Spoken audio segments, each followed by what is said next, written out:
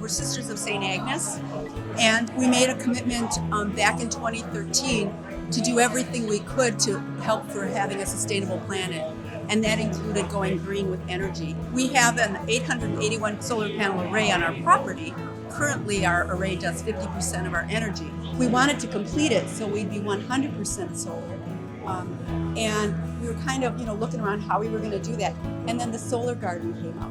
I think that having this opportunity to go green is showing the whole state that green energy is good for jobs, it's good for the planet.